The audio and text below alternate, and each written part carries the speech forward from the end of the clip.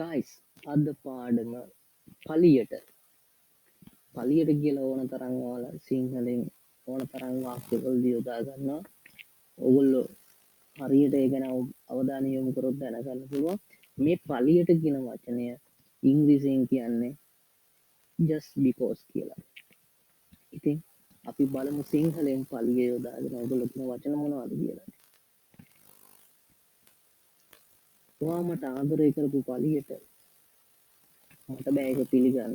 ඔයා මට ආදරය කරන පලියට මට බෑ ඒක පිළිගන්න. ඔයා මට කියන පලියට මට ඒක විශ්වාස කරන්න බෑ. ඔයා මට කියන පලියට මට එහෙ යන්න බෑ. ඔයා මට කියන පලියට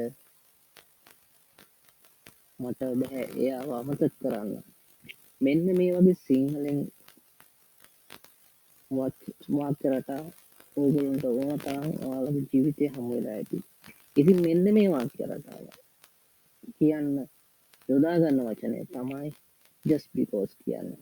ඉතින් අපි බලමු උදාහරණ කීපයක් ගන්න කොහොමද මේක කියන්නේ කියලා.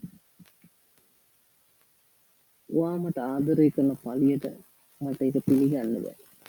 කොහොමද මේ කියන්නේ? ඔයා මට ආදරය කරනවා. You love me. මට ඒක පිළිගන්න බෑ. I can't accept it. එතකොට ඔයා මට ආදරය කරන පළියට මට ඒක පිළිගන්න බෑ කියන්නේ කොට just because කියන වචනේ හැම වෙලාවෙම ඉස්සරහට දානවා. පළියට කියන sentence එකත් එක්ක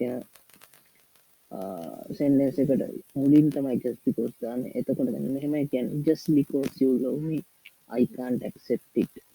Just because you love me I can't accept it. එන්න විදිහට තමයි යොදාගන්නේ. ඒකට දෙවන උදාහරණය බලමු. ඔයා මට කියන පළියට මට බෑ ඒක විශ්වාස කරන්න. ඔයා මට කියන පළියට මට බෑ ඒක විශ්වාස කරන්න. කොහොමද කියන්නේ? ඔයා මට කියනවා you tell me මට බෑ විශ්වාස කරන්න. I can't believe it. එතකොට ඔයා මට කියන පළියට මට බෑ විශ්වාස කරන්න. Just because you tell me I can't believe it. මෙන්න මේ ආකාරයෙන් ඔයගොල්ලන්ට එදිනෙදා ජීවිතේ ඕන තරම් පළියට කියලා දාන වචන sentences ඕන තරම් හමු වෙන පුළුවන්. ඒක නිසා එම sentences ඔක්කොම එකතු කරගෙන ඒවට just because එකතු කර sentences හදලා ඇතිතරම් practice කරලා ඔයගොල්ලන්ගේ spoken ability එක වර්ධනය කරන්න. එහෙනම් අද පාඩම just because පාඩමකින් නැවත හමු. See you guys.